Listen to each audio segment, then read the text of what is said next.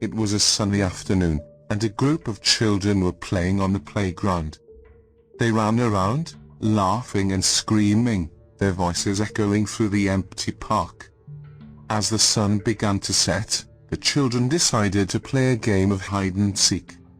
One of the children, a boy named Timmy, was chosen to be it. He covered his eyes and began to count while the other children scattered to hide. As Timmy counted, he heard strange noises coming from the playground. It sounded like someone was whispering his name, but when he turned to investigate, he saw no one there. Suddenly, he heard a loud crash of rattling chains coming from the jungle gym. He ran over to see what had happened, and saw that one of the swings was moving back and forth, even though no one was on it. Just then, he heard the laughter of a child. It was a girl's laugh, but it sounded strange, almost like it was coming from a faraway place.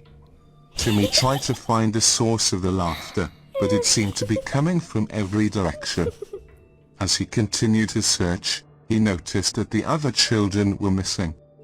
He called out for them, but no one answered. The park was now completely silent, except for the eerie sound of the swing still moving back and forth. Timmy began to feel uneasy, sensing that he was not alone on the playground even though no one was there. He tried to run away, but found that he was unable to move his legs. It was as if something was holding him in place. Suddenly, he saw a figure emerge from the shadows. It was a young girl. Her eyes were cold and empty, and she held out her hand to Timmy, beckoning him to come closer. Terrified, Timmy tried to run away, but he was too scared to move. Just then, he felt her icy fingers wrap around his wrist, pulling him towards her. He screamed for help, but no one came. As he looked into the girl's eyes, he saw that they were empty sockets. The girl's face twisted into a grotesque smile, and she pulled Timmy closer, ready to take him into the darkness forever. Timmy closed his eyes and just stayed still as possible. After a short time he opened his eyes and seen that the girl was gone. And all the kids he had been playing with were all back in the playground as if it never happened. Confused, he ran over to his mother and told her about what just happened.